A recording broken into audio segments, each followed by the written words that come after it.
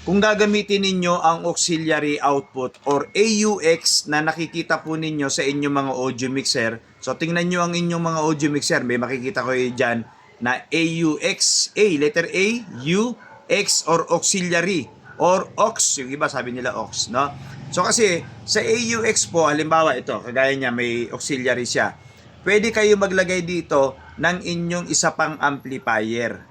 So kung gagamitin ninyo sa monitor speaker or stage monitor speaker, pwede kayo maglagay ng amplifier dito, no? Kahit anong amplifier pa yan, kahit powered pa yan. Kung D15, D18 or kung anong size ng speaker mo, pwede kayo maglagay kasi output po yan. Lalo na mga ginagamit po yan sa mga subwoofer, no? So yung mga subwoofer nila dito nila kino-connect. Pero kapag dito kayo nag-connect ng subwoofer, kung active ang subwoofer or tinatawag natin na aktibo na or powered na yung ating subwoofer, so di ba hindi mo na kailangan ng amplifier yon.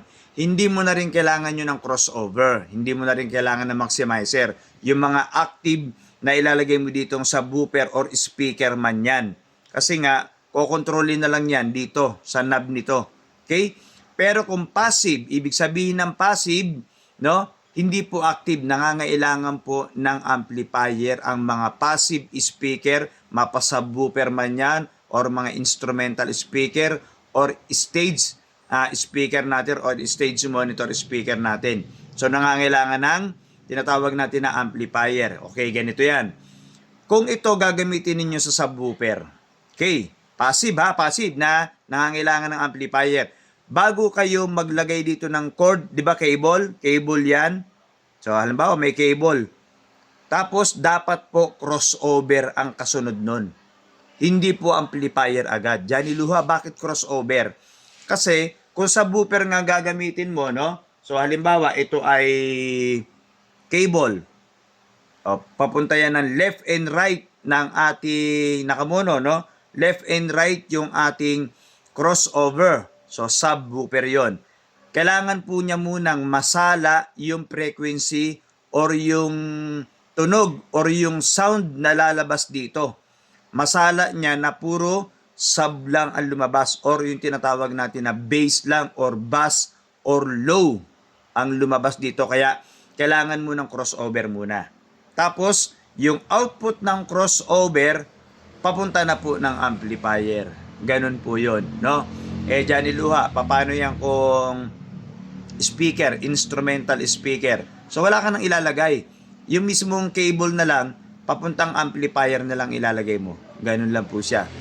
Kasi dito naman ang knob control niyan eh.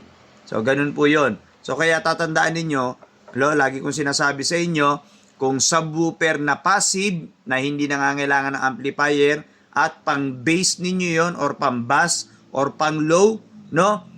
Cable wire, tapos crossover. Salain po muna ninyo yung mga sound or yung tunog, ha? Salain muna. Kasi pag hindi kayo gumamit ng crossover, nako po, dun sa subwoofer ninyo, hindi nyo yan mai-enjoy. Bakit? May lumalabas pong boses, may lumalabas na kanta. Halo yon, kalabog, mid, at po yung high. Di ba't pa kayo nag-subwoofer? Di ba? Sayang lang. So, ang gamitin ninyo, kagaya ng sabi ko kanina, salain po muna ninyo sa pamamagitan po yan ng crossover. Okay? So, sana po natututo kayo, no? So, kasi baka mamaya yung iba, sabi ni Johnny Luha, or napanood ko sa ibang video, dito raw kami maglalagay para sa aming subwoofer. Tapos, amplifier na. Okay, alam, magtataka kayo, bakit may boses? Yung subwoofer ko, gusto ko sana puro kalabog lang. Yung puro sakit sa dibdib lang, no? Yung puro kumakalabog ang dibdib namin. O, kaya nga tuturo ko sa inyo, output kasi ang mga auxiliary dito sa audio mixer eh. Tapos crossover na. Okay? So, kapag may lumalabas ng kanta rito, yung nanggaling dito na mga song, pag may lumabas dyan, sasalain ng crossover. Bass lang talaga. Okay? So, ganun po yun, ha? Ngayon, kung gusto nyo salain yung sub, ay yung salain ninyo kung meron pa kayong mga mid, pwede nga, mid eh. Kasi naka-crossover naman kayo. Or yung ating tinatawag na tweeter or high, no? Pwede nyo rin salain nyo sa pamamagitan po ng crossover. So, napakarami pong sound setup, no? Ako nga, minsan kagaya kanina sa event ko, so yung ginawa ko, yung nilink ko yung isang amplifier. Dalawang amplifier ginamit ko. Pero ang hindi dumaan sa crossover doon, yung dalawang full range na two-way speaker ko, hindi ko na pinadaan sa crossover.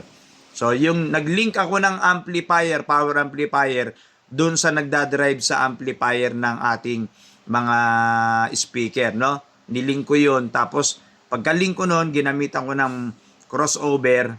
Tapos, yun na po yung nagdadrive nun. Ang lakas, grabe, no? Zumba sa open court or covered court.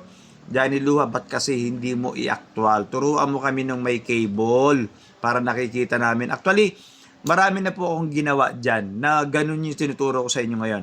Pumasyal po kayo sa profile ko at hinimay-himay ko yun. Matututunan nyo po yun. No? Ginawa ko na yun, kaya magalala. Itong video na to, updated lang to, ina-update ko lang yung video. Pero ginawa ko na po yun.